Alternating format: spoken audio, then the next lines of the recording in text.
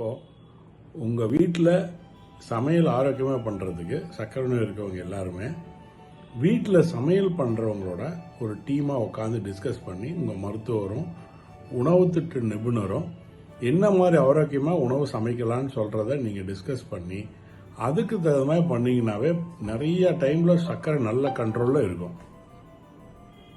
அதில் குறிப்பாக நீங்கள் பார்த்தீங்கன்னா நீங்கள் சாப்பிட வேண்டிய உணவின் அளவு, தானியங்கள் என்ன மாதிரி யூஸ் பண்ணுறீங்க, ஆயில் என்ன மாதிரி வாங்குறீங்க, ரீஃபைண்ட் ஆயிலா இல்லை நல்ல ஆரோக்கியமான செக்கெண்ணெயா இல்லை கோல்டு ப்ரெஸ் எண்ணெயான்னு பார்த்துக்கிற மாதிரி எல்லா பொருட்களையும் சமமாக சேர்த்து ஆரோக்கியமான சமையல் பண்ணுறதுக்கு உங்கள் உணவு திட்ட நிபுணர் சொல்கிற குறிப்புகளை வீட்டில் சமையல் பண்ணுறவங்களோட ஷேர் பண்ணி நீங்கள் தாராளமாக தெரிஞ்சுக்கலாம்.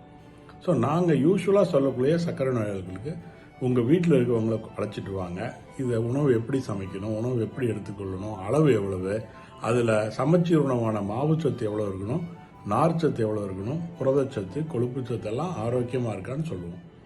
நீங்கள் நிறைய பேர்த்துக்கு டவுட்டு, சார் நான்வெஜ்ஜே விட்டுட்டோம், நான்வெஜ்ஜே வேண்டாம், சர்க்கரை கண்ட்ரோலுக்கு ரொம்ப பயந்து சொல்லுவாங்க. அப்படியெல்லாம் வேண்டாம். உங்கள் உணவு என்ன மாதிரி எடுத்துக்கலாங்கிறது உங்களோட தனிப்பட்ட விருப்பத்தையும் சேர்த்து உணவு ஆரோக்கியமாக உட்கொள்வது ரொம்ப முக்கியம்.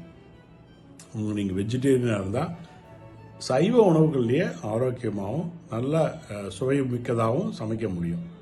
அதே மாதிரி அசைவ பிரியர்களுக்கும் அசைவ உணவுலையும் கொழுப்பு கம்மியானதும் எவ்வளோ ஒரு நாளைக்கு ஆரோக்கியமாக எடுத்துக்கலாங்கிறதையும் நாங்கள் திட்டமிட்டு சொல்கிற மாதிரி நீங்கள் ஃபாலோ பண்ணிங்கன்னா தாராளமாக நல்ல கண்ட்ரோலில் இருக்கலாம்.